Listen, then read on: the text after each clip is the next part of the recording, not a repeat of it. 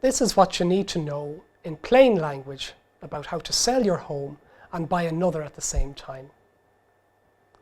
My name is Richard Lee. I'm 25 years a solicitor, and what I'd like to do is share with you 10 simple and practical tips to make the process less stressful. Selling your existing home to buy another home at the same time is not an easy task. The reality for most people is that the money from the sale of their existing house will be needed to fund the purchase of their new home. Typically, you are looking at a situation where somebody is trading up or trading down. No real difficulty arises if you have the funds to buy your new home in advance of selling your existing home, but that only applies for a minority of people. Bridging finance, where you take a short-term loan to buy your new home and then pay it back when you get the proceeds of sale from your existing house, is very difficult to obtain. This means in practical terms there are only two options. The first option is to complete the sale of your house, put the money in the bank, and then complete the purchase of your new house, and in the interim obtain short-term accommodation with family or rent a house. The second option, which I call the hard option, is to try and coordinate your closing to happen on the one day.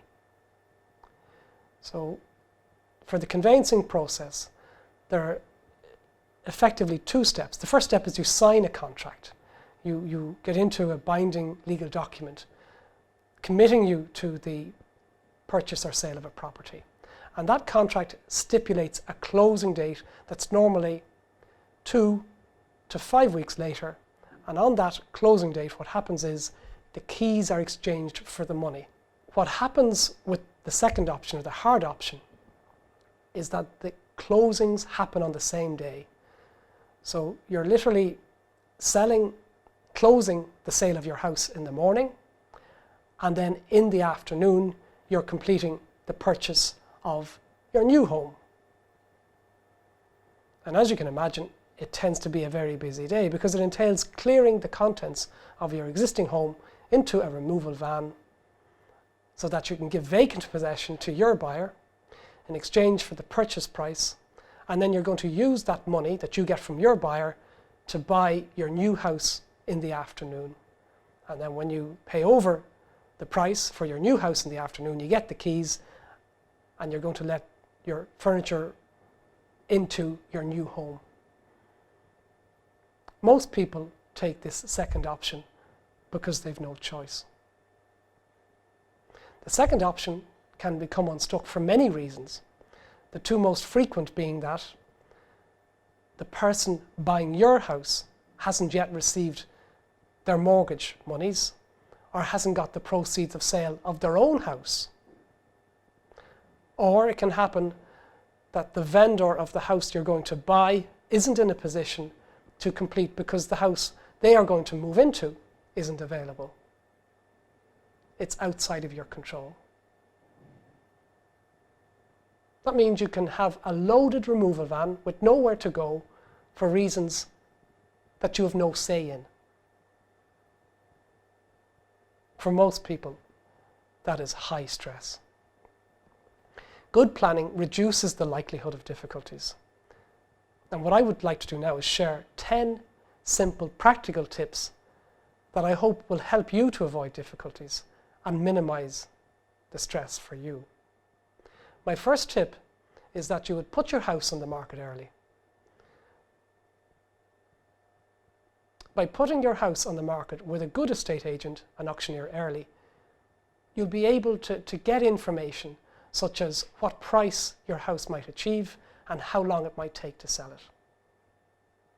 My second tip is that you get your title documents to your solicitor as soon as possible in connection with the sale of your house, because your solicitor will be able to check the title and prepare a draft contract for sale. My third tip is that you start looking for the house you want to buy straight away. That's if you haven't already found it.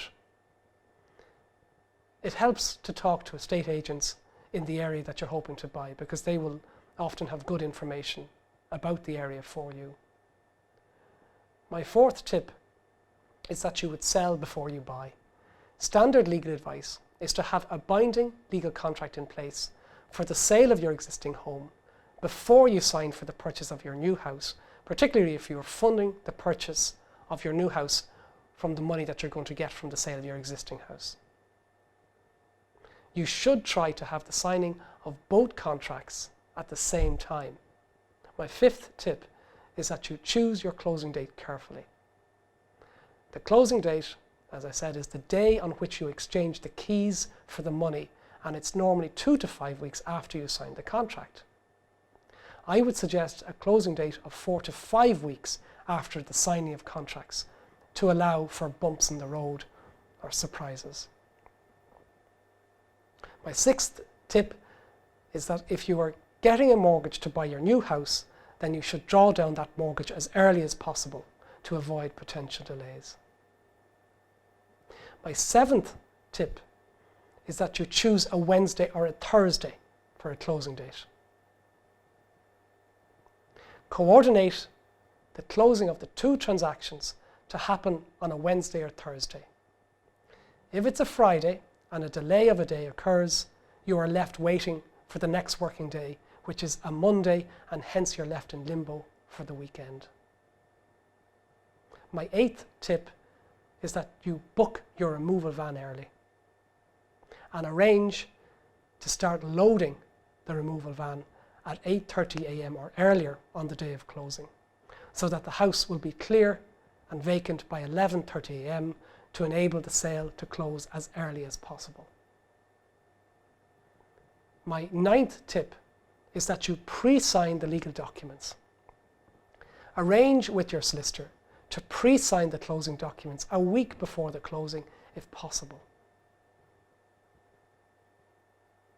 My 10th tip is expect delays and remain flexible. It sometimes happens that the closing can be delayed by a day or two. If that happens, it's not the end of the world, but it helps to have a plan B in place, such as if it does happen, you can go and stay with family or have some alternative accommodation lined up. My experience is that if there is a delay, it tends only to be a short delay. I hope you find the 10 tips that I've given you prove helpful. You are most welcome to contact us in connection with your sale and purchase.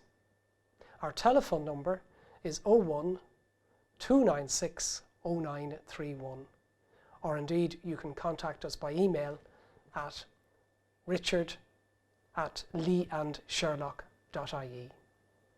Thank you.